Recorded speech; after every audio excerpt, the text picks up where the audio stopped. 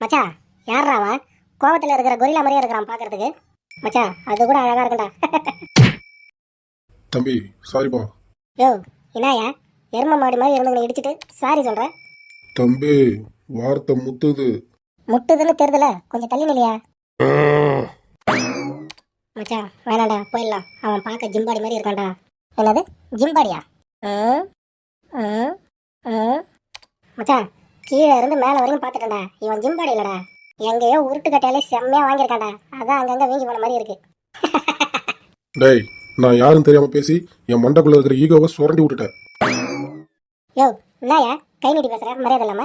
உனக்குலாம் என்னடா மரியாதை பொடிப்பாயிலே? எஸ்கேப்பு துரோகி. அண்ணே என்னை விட்டுருங்கண்ணே. நானே என் ஃப்ரெண்டு இருக்கான்ற தைரியத்தில் தானே இப்படி பேசிட்டேன். ஏன்டா பொடிப்பாயிலே, வாய் இருக்குன்றதுக்காக யாருக்கிட்ட வேணாலும் என்ன வேணாலும் பேசலாமா? உன்ன அண்ணே ஒரு புள்ள பூச்சியை கொண்ட பாவத்துக்கு ஆளாயிடாதுங்கண்ணே. என்னை விட்டுருங்கண்ணே. ஏன் மச்சான், நம்ம முக்கி சம்பாரிச்சாலும் ஒரு நாளைக்கு 500 ரூபாய்க்கு மேலே சம்பாதிக்க முடியாடா. விட்றா, நமக்குன்னு நேரம் வரும்போது கூரையை பிச்சுக்கிட்டு கொட்டுண்டா. அப்போ பெரிய ஆள் ஆயிக்கலாம். மச்சான், அந்த பிச்சைக்காரனை பார்த்தா பாவமாக இருக்குடா. நாமளாவது 500 ரூபாய் சம்பாதிச்சிட்டோம். அவன் என்னத்த சம்பாதிச்சான்னு தெரியல. எதனா கையில் இருந்தால் போட்டு போகலாம்டா. சரி மச்சான். ஐயா, தர்மம் பண்ணுங்க சாமி. இந்தாங்க அண்ணே, ஏதோ எங்களால் முடிஞ்சது. ரொம்ப நன்றிங்க சார். அது கிடைக்குது விடுங்கண்ணே.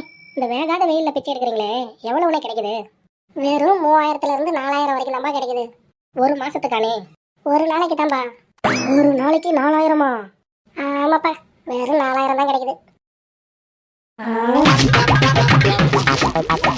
ஐயா சாமி, தர்மம் பண்ணுங்க ஐயா. ஐயா, 2 கண்ணும் தெரியாத கபோதிங்க ஐயா நானு. எனக்கு தர்மம் பண்ணுங்க ஐயா. ஐயா சாமி, பிச்சை போடுங்க ஐயா. அடப்பாவீங்களா, நம்ம பழப்புல மண்ணாடி போட்டுருவானுங்க போலயே. ஏமா, கடையை திறந்து இவ்வளோ நேரம் ஆகுது, இன்னும் ஒரு ஆள் கூட வரலையாம்மா? ஐயோ அண்ணே, இப்போ நீங்கள் டாக்டர், நான் நர்ஸு.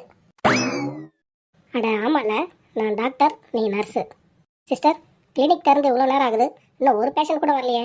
இப்போ ஓகேவாம்மா? சூப்பர் டாக்டர், அப்படியே மெயின்டைன் பண்ணுங்க. டாக்டர் உள்ளே வரலாமா?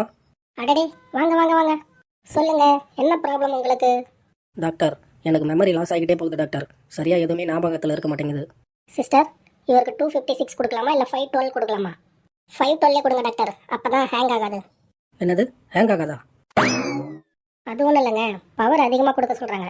அப்போ தான் ஒரு சின்ன விஷயம் கூட மறக்காதுன்னு சொல்ல வராங்க. அதானே சிஸ்டர்? ஆமாம் டாக்டர். இந்தாங்க, இதை நாக்கில் படாமல் முழுங்கிடுங்க. கொடுங்க. அபுக். உங்களுக்கு 512 GB மெமரி ஏற்றியாச்சுங்க, இனிமேல் எதுவும் மறக்காது. என்னது 512 GB? அப்போ நான் முழுங்கிட்டு மெமரி கார்டா? யோ, நீ டாக்டரா இல்லை மொபைல் சர்வீஸ் பண்ணுறானாயா? கரெக்டாக கண்டுபிடிச்சிட்டானே. ஐயோ, என் வயிறு வலிக்குதே.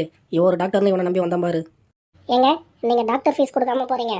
என்னது ஃபீஸா? யோ, எனக்கு எதனா ஆகட்டும், எங்கள் ஏரியா ஆளுங்களை கூட்டிட்டு வந்து உன் கிளினிக்கையே காலி பண்ணிடுறேன் ஏரியா. வாலிபங்கள் ஓடும் வயதாக கூடும், ஆனாலும் அன்பு மாறாதது. மாமியாரே. என்னங்க, ரொம்ப வலிக்குதா? சே, ரொம்பலாம் வலிக்கலம்மா, லைட்டாக வலிக்குது.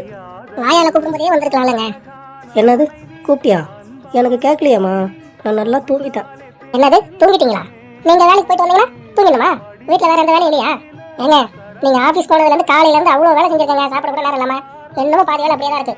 ஒரு மனுஷி இவ்வளவு கஷ்டப்பட்டு இருக்காளே, அவளுக்கு கொஞ்சமாவது ஹெல்ப் பண்ணணுன்ற எண்ணம் இருக்கா உங்களுக்கு? இல்லைம்மா, ஆஃபீஸில் ஒர்க்கு கொஞ்சம் கஷ்டமாக இருந்தது, அதான் டயர்டாக இருக்குன்னு தூங்கிட்டேன். ஓ, அப்போ வீட்டு வேலை ஈஸியா உங்களுக்கு?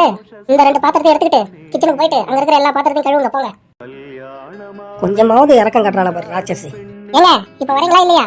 இதோ வந்துட்டேம்மா. எங்கள் அம்மா கூட என்னை இவ்வளோ வேலை வாங்கினதில்ல, கொஞ்சமாவது இறக்கம் கட்டுறாள பாரு ராட்சசி. எழுதுங்கள் என் கல்லறையில் இவள் இரக்கம் இல்லாதவள் என்று. என்னங்க அங்கே சத்தம்?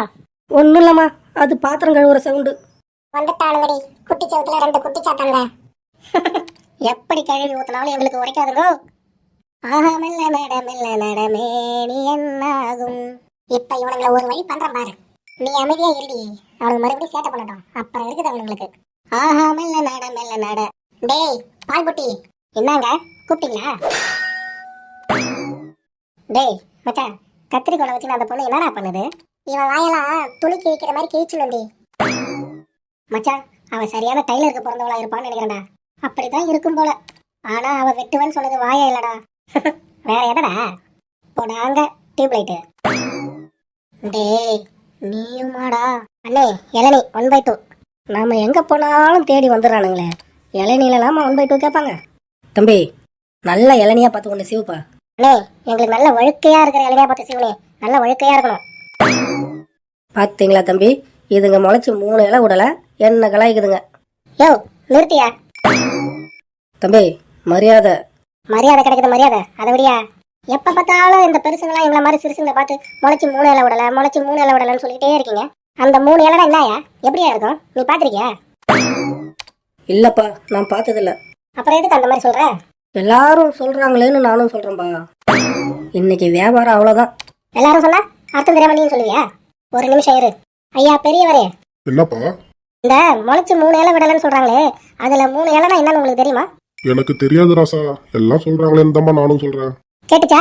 உன்னோட பெரியவருக்கே தெரியலையா. இனிமே யாராவது அர்த்தம் தெரியாம முளைச்சு 3 இலை விடலன்னு சொன்னீங்க, அவ்வளவுதான்.